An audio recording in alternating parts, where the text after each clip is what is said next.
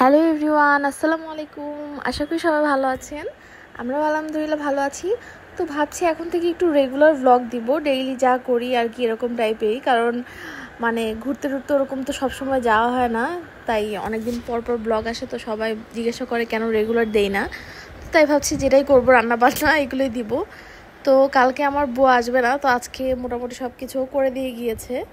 তো এখন আমি ওগুলো কিভাবে রেডি করব আর বুয়া ছাড়া আমি কিভাবে চলি সেটা আজকে আপনাদেরকে বলবো। তো এদিকে আমি সাজিমের জন্য একটা খিচুড়ি রান্না করতেছি। এটা হলো ডাল ছাড়া খিচুড়ি। চাল দিয়েছি, একটু চিকেন দিয়েছি আর কিছু সবজি দিয়েছি। আর আজকে আমাদের জন্য চিকেন রান্না করছি।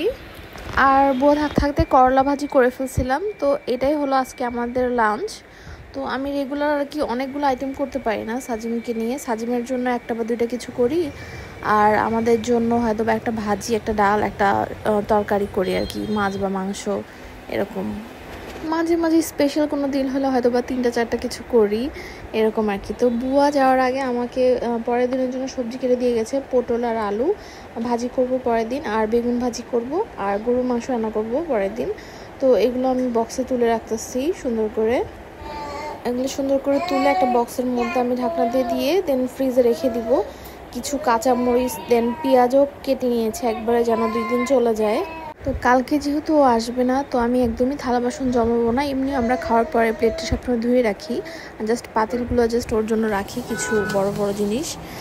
আর এখন এই জন্য নিজেই খাওয়া দাওয়া শেষ করে সব কিছু ক্লিন করে রাখতেছি, যেন পরে আমার একদম ঝামেলা না হয়, একদম মেস না হয়ে থাকে। তো সিঙ্কটা একদম ক্লিন করে ফেলছি, চুলা টুলা সব ক্লিন করে ফেলছি। দেন ঘুমাবো একটু।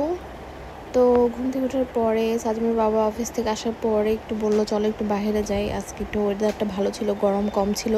দেন আমরা 9টা 9:30টার পরে আর কি একটু আর্টিলারিতে গিয়েছিলাম। এখানে যে গান পয়েন্ট আছে এখানে, আর আর্টিলারির খাবারগুলো মজাই ছিল, বাট সেই দিন কেন জানি মজা ছিল না, হয়তো লেটে গিয়েছিলাম এই জন্য। তো খাবার খেয়ে দেন বাসায় চলে যাব এখন।